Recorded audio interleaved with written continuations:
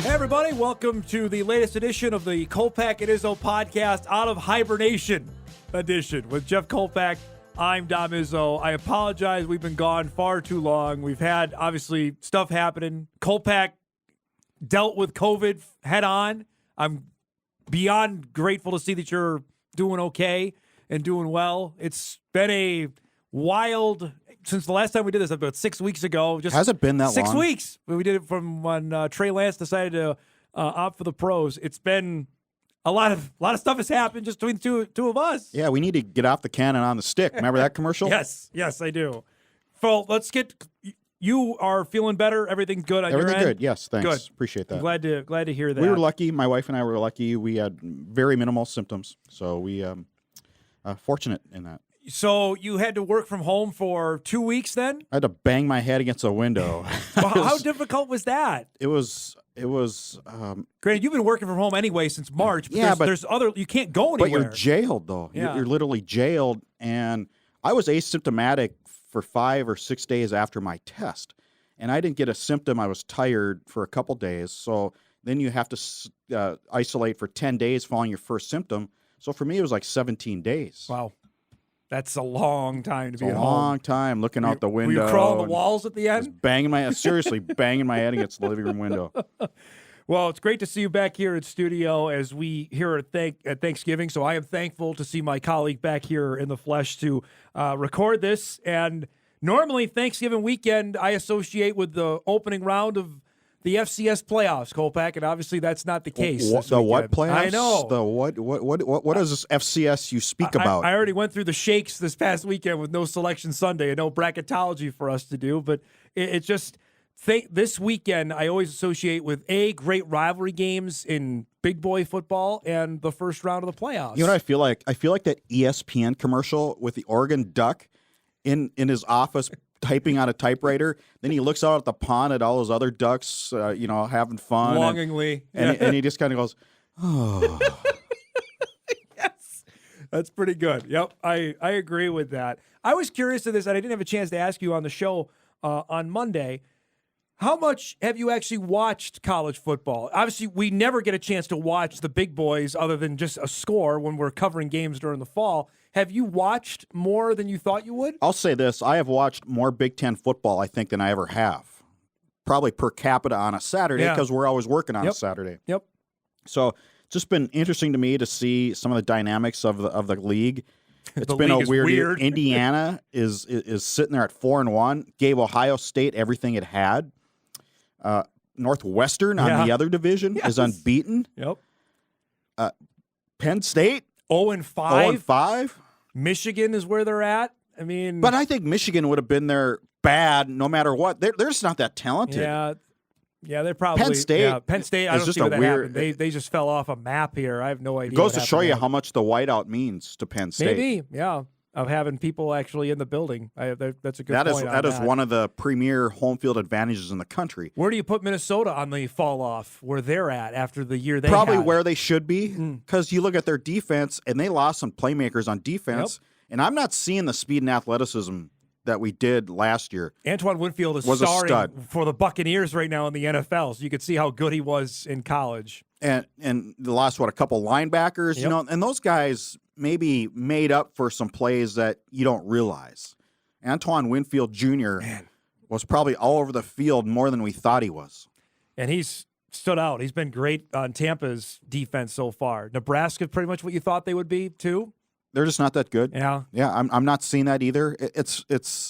Let's be honest here, people, that just because you are a traditional power, and I'm talking about people are my generation, Nebraska is no longer Nebraska of the 80s. It's not. 90s, that is gone. Even Bo Pelini had some couple pretty good runs. Yep. Long gone. Michigan, just because you have the big house doesn't mean that recruits are going to come and just open your door and we'll come right in, so Big Blue. Even Jim Harbaugh sleeping over at recruits' houses has not worked, apparently, because he hasn't got anybody to beat Ohio State yet. Or anybody to beat Rutgers, it seems like. Rutgers has made some progress. Schiano's back. They're going to be good. Schiano won there the first time. That's how he got the NFL gig. I think they're going to be okay again. How's Illinois won 2 games and they killed Nebraska? There's another one. Lovie Smith. They went to a bowl game last year, and they're probably right maybe where we thought they would be. I read a good column from Steven Sipple in the Lincoln Journal-Star after the Illinois beatdown, which was at home, but I don't know if that means much. The black shirts came out. That does mean something. The black shirts came out for Nebraska this and weekend. The opinion is we're not sure. Is this Scott Frost thing worse? Wow. We're not sure. I think this is, and these are his words, I think this is a freak of nature thing, a bad game, but I can't be sure. Wow. If Nebraska, that's a hero in that town, in that state, let alone we talk about Harbaugh, Michigan parting ways with Harbaugh. Nebraska, that's the guy they wanted, Kolpack. They wooed from Central Florida to come in and save the program after it was driven to the ground from Bo Pelini to Mike Riley. And if NDSU is worried about losing recruits to Nebraska, I'm not sure that's as big a threat anymore. I don't think so Especially either. at quarterback. Yeah. We mentioned that last week. Yeah, with Cole Payton's commitment. And where would you rather go? Right. If you're Cole Payton, who's drafted quarterbacks here? North Dakota State has, not Nebraska. I think the last guy they had drafted at quarterback was 30-some-odd years ago, so it's been a while. Go to Nebraska if you want a dead-end career. It'd be the new tagline of our podcast. Where's the trend? Where's the trend, Dom? It's not there, and that's the interesting part to me. And again, I say, go back to the 80s, 90s. I got to get that out of my mind. I'm guilty as anybody. I think you kind of assume they'll be good, right? I think from what I've talked to people either on the show or just interacting, that their move to the Big Ten hurt recruiting because they normally went to Texas, Oklahoma when they were in the Big 12.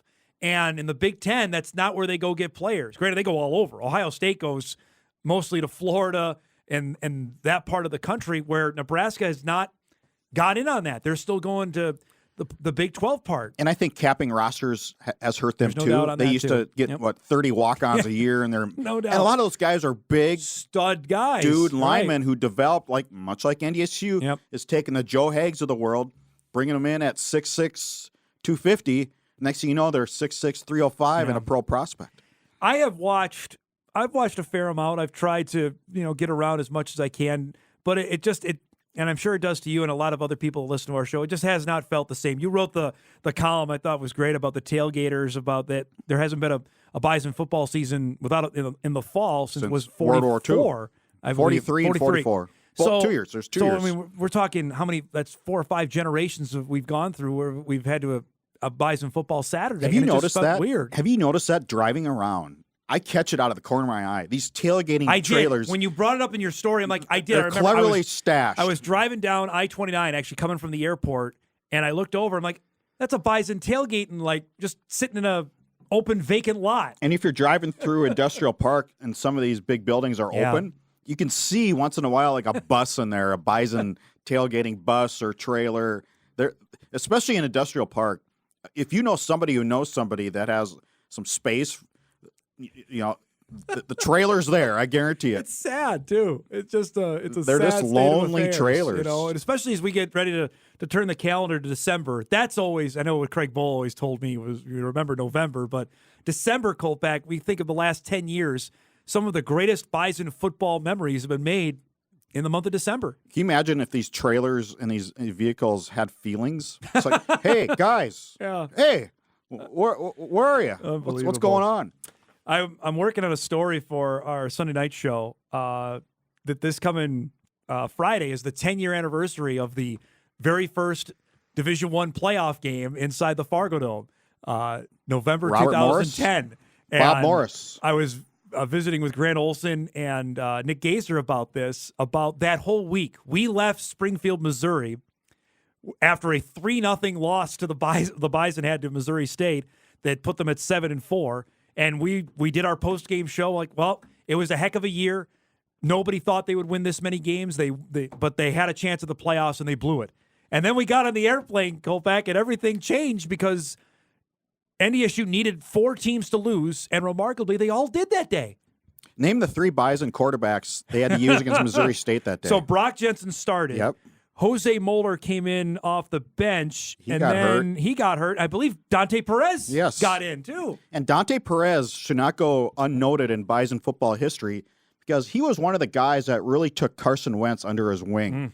When Carson was a young and impressionable freshman, sophomore, I introduced him to some faith and things like that. Yep.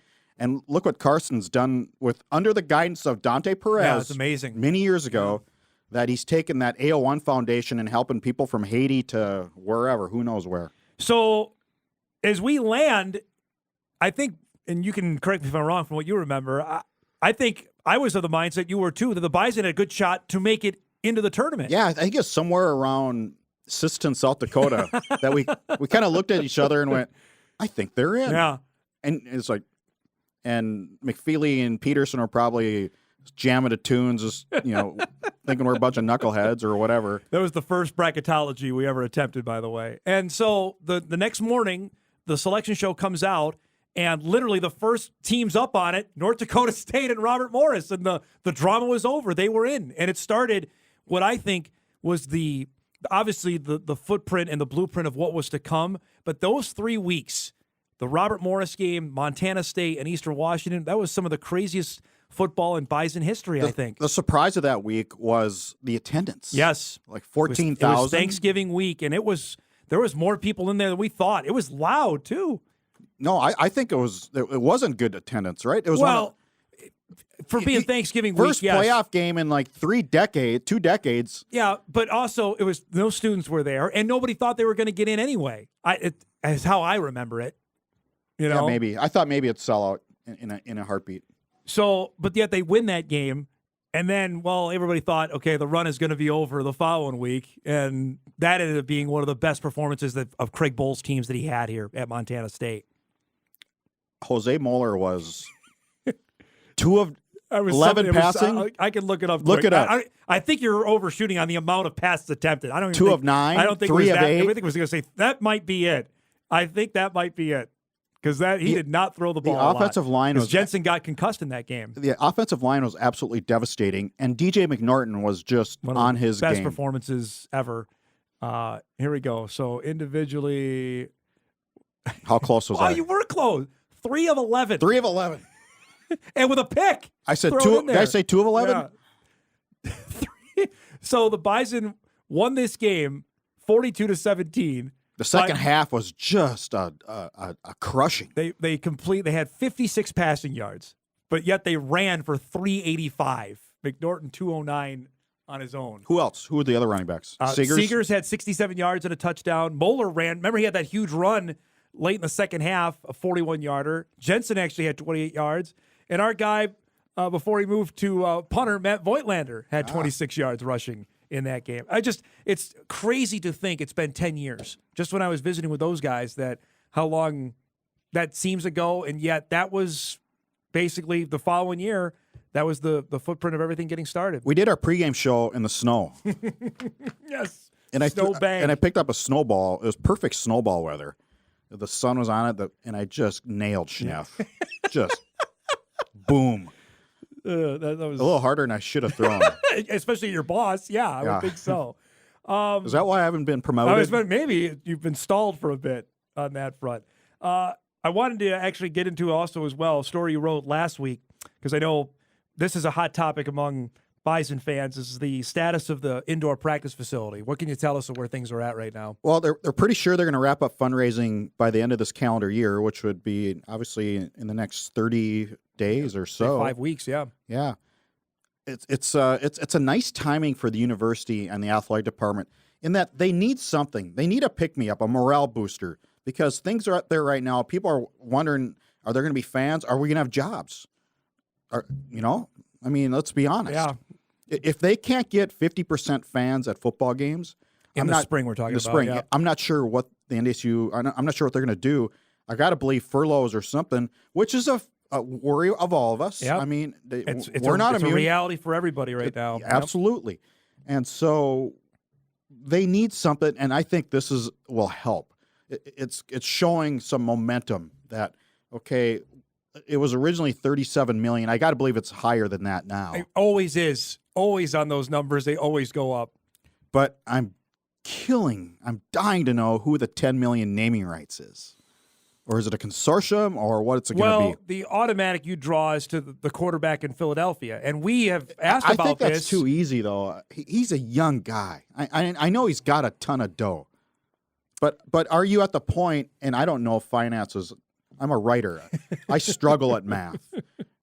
Whenever there's a math problem, and this is a problem with not being in a newsroom regularly, is Pat Springer is our genius in the newsroom. So I have nobody to bounce math problems off. Hey Pat, what's the percentage of this and this? And he always rolls his eyes. You would think he's in for some. If it's not the 10, he's got to be in there for, because I think we both have it on pretty good authority that whatever he was going to contribute, he's going to get his name attached to some part of the facility. I am as well. I mean, it's easy, obviously, to draw. So do you think it's going to be the AO1 center? I would think. Do you think he's the $10 million guy? I think it's some part of the facility. Yeah, you're going to see that inside the building. They would be silly not to, especially since he got his contract in 2019. So it's been, 18 months. I think he got it right before my son was born, and my son is almost 18 months old. So it's right about there, because they didn't want to touch him in the rookie deal. Now that he got the monster one, Kolpack, it only makes sense that they have to go down that road. The next biggest question, and I don't know if you know the answer to this, how about a shovel in the ground? What do we hear on that front? Well, next year, I mean, it's got to be they're hoping in the spring, I suppose. Matt Larson give me really anything concrete on that. Like, obviously 2021 at some point. So let's just guess May. You have to go through the design phase, Dom, first. Right. So you raise the money, you have the design phase, then I suppose you got to bid it out. Then you bid it out, and then I suppose after bids come in, you can put a shovel in the ground. So how long is that? And after bids come out, they probably also, that's where the price goes. Sticker shock goes, oh my God. Okay, so let's just go maybe June. All right, that's 6 months. Do you think that's enough time to describe what you just said? Yeah. So if that's June of 2021, are we thinking maybe by August of 2022 or even longer? Year and a half construction period, or 2 years? Boy, a year and a half would be aggressive. Yeah, you're probably right with the winter. So 23, ready for the 23 football season? And it's needed. That would be right up against the clock, by the way, of the bubble. It's already against the clock. That bubble's hurting. They've had to make some repairs. It's a struggle to get it up every late fall. And now this is the most it's ever going to be used, because with everybody playing in the late winter, early spring, I mean, you got soccer in there, baseball in there, football wants to get in there. It's not a use problem. It's not a use problem. It's a weather problem. The weather is just brutal on that thing. In terms of like the wind and the snow on it. Yeah. It's not a use deal. Okay. It's new turf in there, too, on Dakota Field. It's like 2-3 years old. That's right. So it's not a turf issue. It is a weather issue. Yeah, that was not what it was designed to do. It was a 10-year deal. Was it that long? Yep. Okay. It was designed for 10 years. So it's just the weather has... According to my story, 8 years ago, 7 years ago. I was going to say, it was 2014 when they launched that thing. So they would be just in the nick of time.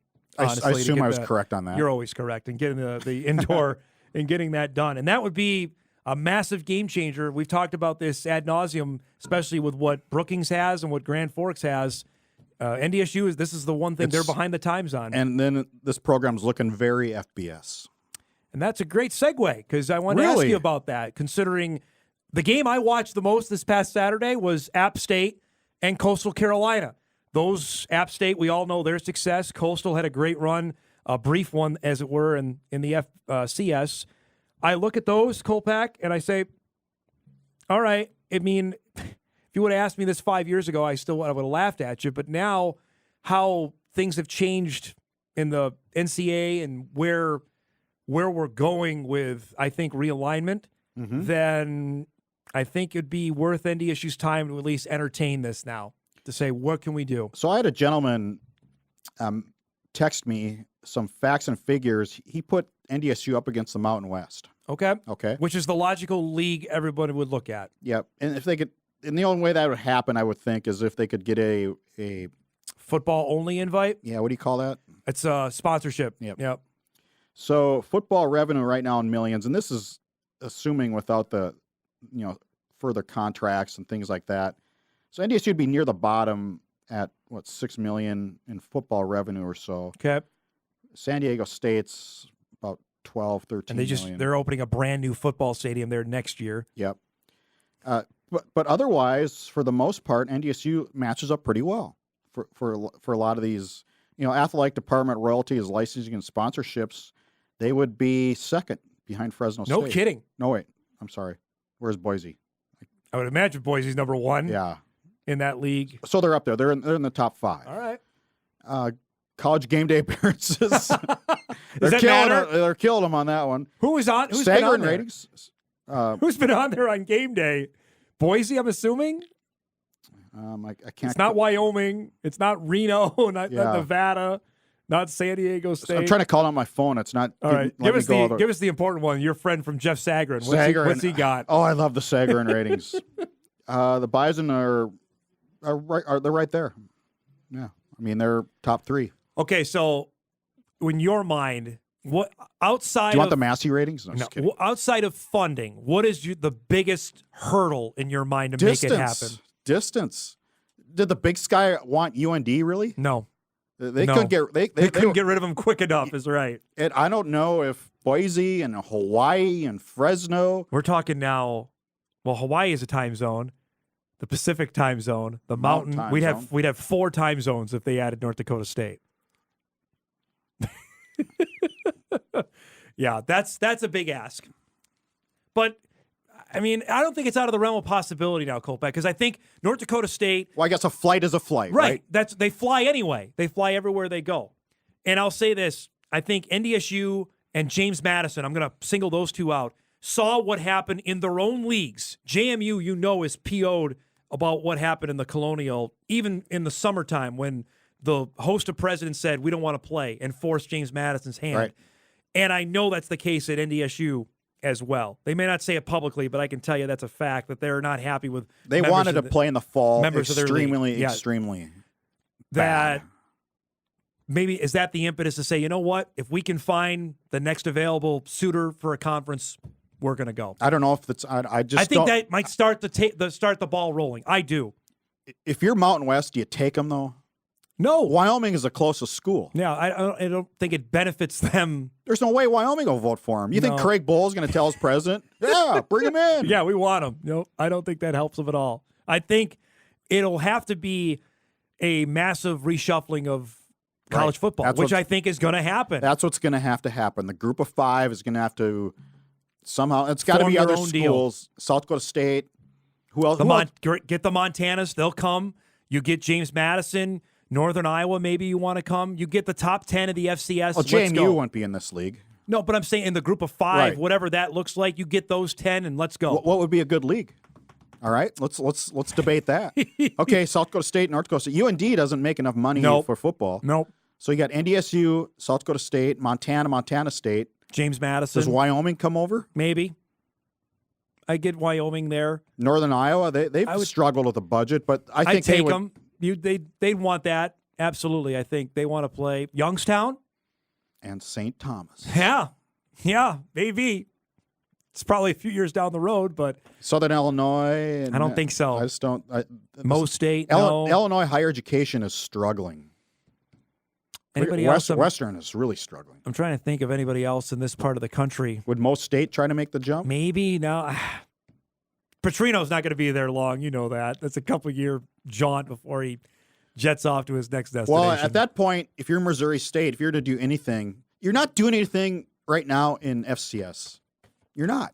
So maybe FBS, maybe South Dakota State was very average in Division II. They were. Goes up to Division I and they've been very much good. better. Yep. Maybe most State would be in the same boat. That's a lot of money. I'm going to be fascinated here what happens. It really starts on January 1. January 1 is when NIL comes in. That's name, image, likeness becomes a law, and then also a rule, and then also the one-time transfer will become. And that's going to change everything. It really is in college athletics on where players are going to go, athletes are going to go, and how much money is going to be generated by those particular schools that are going to do that. For a group of 5 school, we're saying NDSU or an FCS, the one-time transfer much more impactful than the name, image, likeness. No doubt. And that's why I think if they had might push the envelope even further to FBS. If they had name, image this year, maybe Trey, and that's it, right? Would anybody else maybe be in line? Radens probably. Maybe. But you're only talking last year on the basketball team, definitely with Ward and Vinny, absolutely. Absolutely. Those guys were superstars that people knew. I think there's no doubt on that they could have got something. So that's, I think, in the offing. I know you and I disagree on that, but it's going to be a big thing coming down the pipe. Who can I get to advertise my next book? Who would you do? Let's say I throw something just for hypothetical. Well, you could do this though, is what I'm saying. I know. Yeah. Hypothetical. Say I release a book next August. Okay. Who would I get to hold up the cover? Who would you project right now? A good North Dakotan, I would say. Let's say. You talking football or basketball? You can go anywhere. You could have Bowden Skunberg from Jamestown, popular guy. Grant Nelson, Devil's Lake, Mr. Basketball this past year. You could go down that road. Let me see on the football team. Who's the best football player from the state of North Dakota coming back? On the roster right now? I've just lost track of the roster. I haven't looked at a Bison football roster in 2 months. I just forget about the team. I know. From North Dakota, probably a lineman, maybe the Kubas brothers, maybe. Yeah, maybe. Shooning, get your guy Carson Shooning if he decides to come back. If that's a big if, but then he'll probably be done after this spring. Likely, he's probably going to move on. Cordell, you got a relationship with the Volstons. Oh yeah, but go down that road. If he wanted to come back and play in the fall of 2021, you go down that road. He would do it. Can you imagine him next to me? That's a great cover already. It'd be like twins. That'd be right. It'd be right up there. I love it. As we're taping this is the opening day of the college basketball season.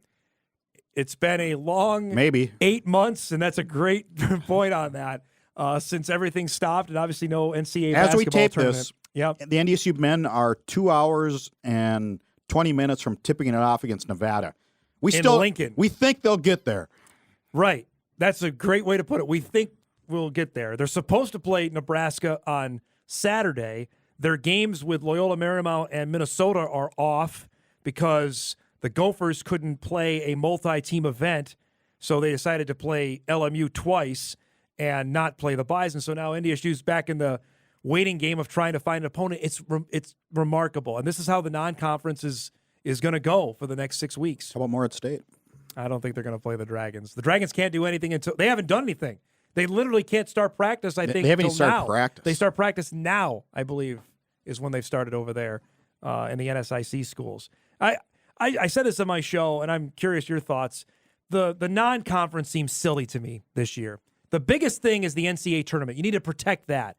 So if it means you don't start till January 1, then do that. This flying all over the place or even driving doesn't make a lot of sense. The mantra is get to 12 games. Right. If it's 12 conference games, Summit teams need 12 games to qualify for the Summit tournament. Then just play the conference and that be it. No, I think you have to play. I think you have to do what they're doing. You got to play as many as you can. The Bison are young. Oh, yeah, they're young. They need games. Regardless of that, I'm talking just about the virus, though. The virus is, you're seeing games get whacked left and right. Football's playing. And they're getting games whacked left and right, too. That's the problem. But they're getting through it. They are. It's limping to the finish line. But they're getting through it. I just think, for me, I think it's not at the Summit League level. I think at the big boy level, it's a pure money grab to get on television and get whatever they can and just throw. Survival grab. Well, look at this tournament down in Sioux Falls. Literally, 6 of the 8 teams are different from when it started. NDSU announced today that they're going to allow 1,000 fans to watch a basketball game beginning in mid-December. Right. I ask you, do you think that's going to happen? No, I don't. Do you think the game's going to happen or people in the stands? Well, both. People in the stands. I think no. I think it'll be either less than that, half of that, or none at all. And I think the game will happen. I think they will play. Although UND just went through on its women's side. I would think there's a good – I mean, who knows, Kolpack, then you with look the like, vaccine. Then you look at these games like at Auburn, there's like 20,000 fans or something. I know. Looks like in there. I think until a vaccine is readily available, and maybe that's the case by January 1, then there can be people in the stands. Until then, I just don't think that's going to happen. That's just my 2 cents on that. I just – and that's the the whole dilemma with FCS football right now. I know I found that we just talked about this. The Pioneer put out a statement saying, we intend to play. Well, everybody intends to play. It's another thing of actually doing it. What if you've had COVID? Can you just bring your proof of? Yeah, what, you have to have a certificate or something. I don't know.